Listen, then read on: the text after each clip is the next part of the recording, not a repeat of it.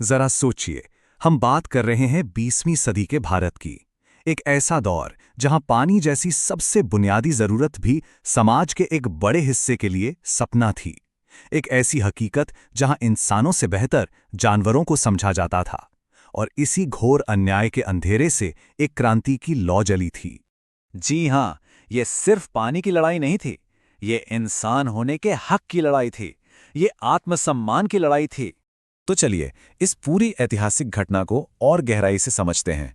हम देखेंगे कि ये लड़ाई क्यों हुई, कैसे लड़ी गई और इसने हमारे आज और आने वाले कल पर क्या असर डाला। चलिए सबसे पहले बात करते हैं कि आखिर ये था क्या। ये समझना बहुत जरूरी है कि ये कोई मामूली विरोध प्रदर्शन नहीं था।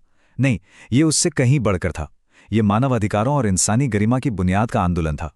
मतलब इसे सिर्फ एक तालाब से पानी पीने की घटना समझना एक बहुत बड़ी भूल होगी। ये तो सामाजिक भेदभाव पर एक सीधी चोट थी और हजारों साल पुरानी गुलामी की जंजीरों को तोड़ने का एक खुला ऐलान था।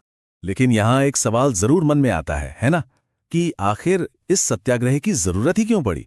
उस वक्त समाज में चल क्या रहा था? देखिए, मजे की बात तो यह है कि कागज पर तो कानून था। असल में 1923 में ही ये प्रस्ताव पास हो गया था कि सारे सार्वजनिक स्थान सबके लिए खुले हैं। लेकिन जमीनी हकीकत वो तो कोसों दूर थी। मतलब कानून तो बन गया था, पर समाज की सोच वही की वही थी। इस अपमान की गहराई का अंदाजा लगाइए कि जिस चावदार तालाब से जानवर पानी पी सकते थे, उसी तालाब को इंसानों का ही एक हिस्सा छू तक नहीं सकता था। बस इसी अन्याय के खिलाफ आवाज उठानी थी, इसे ही चुनौती देनी थी। और इसी माहौल में, इसी पृष्ठभूमि में दी गई एक ऐसी चुनौती जो इतिहास बदलने वाली थी। तारीख थी 19 और 20 मार्च 1927। जगह थी महाड़। वहां पे एक ऐसा जनसैलाब उमड़ा जैसा पहले कभी नहीं देखा गया था। 5,000 से भी ज्यादा लोग, जिनमें महिलाएं और पुरुष दोनों शामिल थे, अपने हक के लिए डॉक्टर आंबेडकर की अगुवाई में एक साथ आए। और डॉक्टर आंबेडकर का मकसद एकदम साफ था, बिल्कुल क्रिस्टल क्लियर। मुद्दा सिर्फ पानी नहीं था। मुद्दा था यह साबित करना कि हम भी इंसान हैं और हमें भी बराबरी का पूरा हक है। और फिर वो पल आया जिसका सबको इंतजार था। डॉक्टर आंबेडकर शांति से आगे बढ़े, तालाब की सीढ़ियों से नीचे उतरे, झुके और अपनी अंजलि में पानी भरकर पी लिया। वो सिर्फ एक घूंट पानी नहीं था, वो सदियों की जंजीरों पर एक करारा प्रहार था। उनके पीछे पीछे हजारों लोगों ने भी उस तालाब से पानी पिया और अपनी बराबरी का दावा किया।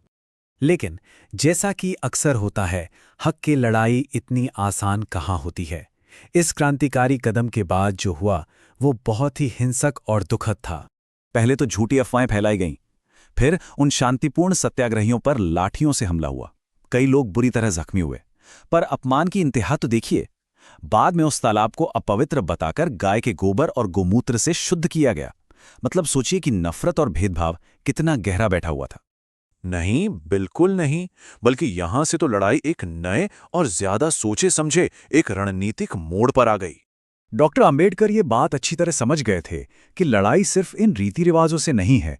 लड़ाई तो उस सोच से है, उस विचारधारा से है जो इस भेदभाव को सही ठहराती है। और इसी विचारधारा की जड़ पर प्रहार करने के लिए उन्होंने सार्वजनिक रूप से मनुस्मृति को जलाया। ये दमनकारी व्यवस्था के खिलाफ एक बहुत बड़ा सांकेतिक विरोध था। तो अब ये संघर्ष सड़कों से उठकर अदालत के गलियारों तक पहुंच चुका था। और ये कोई छोटी मोटी लड़ाई नहीं थी। पूरे 10 साल तक डॉक्टर अंबेडकर ने ये केस लड़ा और आखिरकार 17 दिसंबर 1936 को जीत हुई। कोर्ट ने फैसला सुनाया कि तालाब सबका है और उस पर हर किसी का अधिकार है। ये एक ऐतिहासिक जीत थी। तो ये तो हुई पूरी कहानी। लेकिन इस आंदोलन का हमारे समाज पर, हमारे देश पर क्या असर पड़ा, इसकी विरासत क्या है? चलिए अब इस पर नजर डालते हैं। देखिए, महाड़ सत्याग्रह का असर बहुत बड़ा और बहुत गहरा था। इसने पूरे देश में दलित अधिकार आंदोलन में एक नई जान फूंक दी। लोगों के अंदर एक आत्मसम्मान, एक आत्मविश्वास जगाया।